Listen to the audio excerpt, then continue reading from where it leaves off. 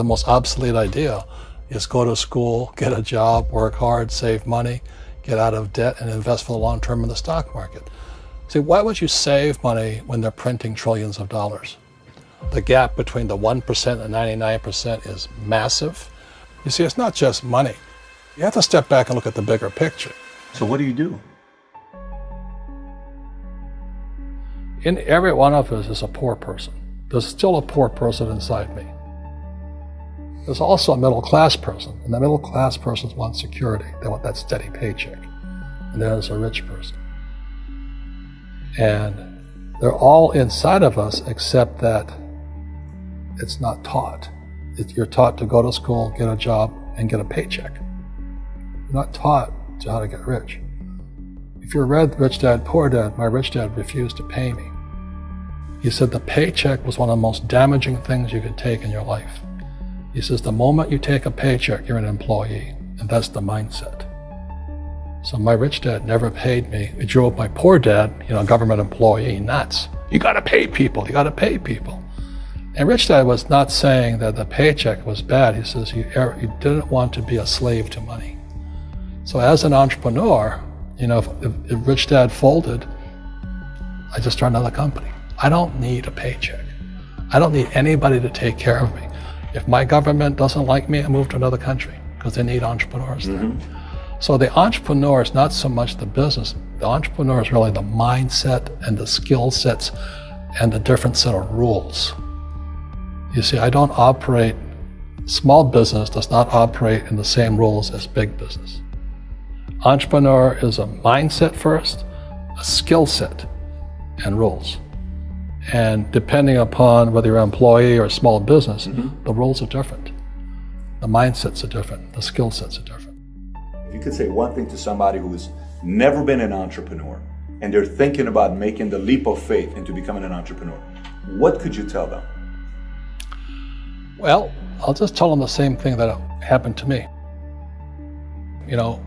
My last paycheck, I still remember it clearly. It was one of the worst and the best days of my life. And I was in Puerto Rico.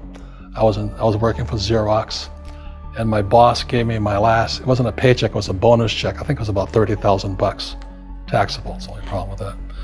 So I got this check and I went, holy mackerel. So I was excited, but I was also disturbed.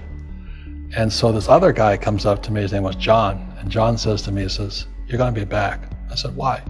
He says, because you're gonna fail. I looked at him and said, look, few expletive words, because that's what he did. He left Xerox, failed, and he came back.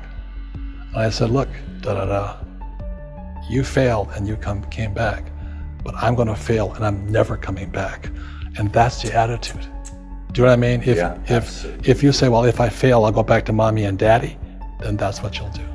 So if you fail, that's when I became an entrepreneur, because I had no money. I had no money for years. I didn't have a paycheck.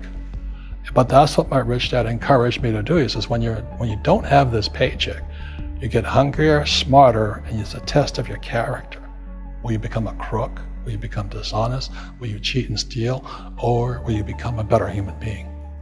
So really, that's the benefit of becoming an entrepreneur, is you really find out who you are when you don't have anything.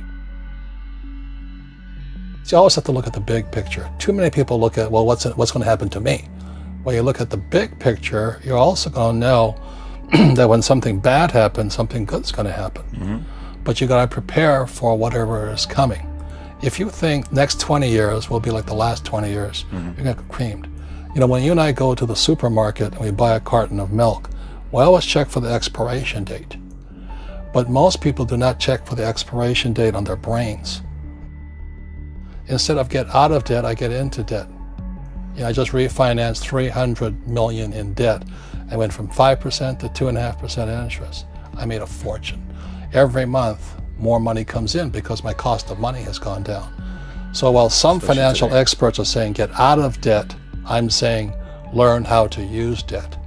See, when I came back from in Vietnam in January of '73, the first thing my rich dad said to me was go to school to learn how to invest in real estate. It wasn't real estate, it was how to use debt and taxes. Debt and taxes make the rich richer. Debt and taxes make the poor, the middle class, poor. So all the rich guys who are doctors and lawyers or, those guys, they're getting creamed and they don't know why. Doctors are getting creamed. Oh yeah, they make it more money, but the take home is less. Sure. My doctor just yelled at me. He was happy. He says, "Oh, guess what? I finally made $1 million." And I said, "Yeah, this was just 3 weeks ago." And so I said, "Yeah, well, how much you pay in tax?" He says, $750,000 in taxes. So his net was about $400,000. That's not bad. But when I make $1 million, I keep $1 million. And the reason is because I don't make it by working for money. See, if you work for money, you're taxed. So that's why lesson number 1 in Rich Dad, Poor Dad is the rich don't work for money. What we do instead is we create businesses as entrepreneurs. We acquire real estate. I don't invest in the stock market. Okay? So the reason is because as entrepreneurs, I have more control over my income, how much I make, and how much I pay in taxes. And because I'm an entrepreneur as well as an investor in real estate, I pay 0 tax. So every time I make, let's say, $1 million as an entrepreneur, I immediately invested in real estate and I have a 4-to-1 step up. So I put $1 million in real estate, I get $4 million from the bank. That's why I love banks. But the banks are screwing everybody else, terrible, but it's good for me. That's why you say when you print, it's good for you, but when you print, it's bad for people that work for money. Because when you print, savers get creamed and people who work for money get creamed. When they print, debtors get rich. You see, debt and taxes make the rich richer, and debt and taxes make the poor middle class poorer. When we have obsolete ideas, we get obsolete results.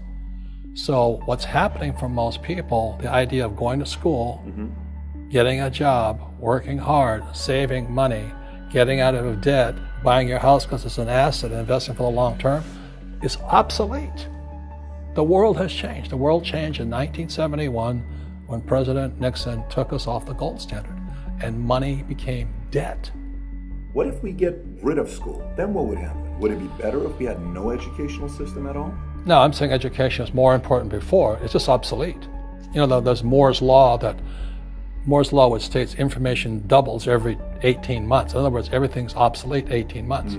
So, and this is just a recent phenomenon. So when you come out of school, you're already obsolete.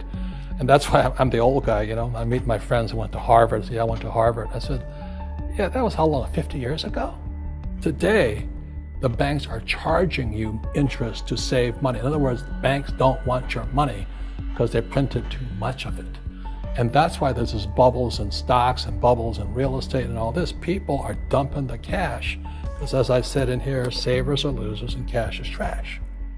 And yet people are, well, I want a high-paying job. Well, that's an obsolete idea.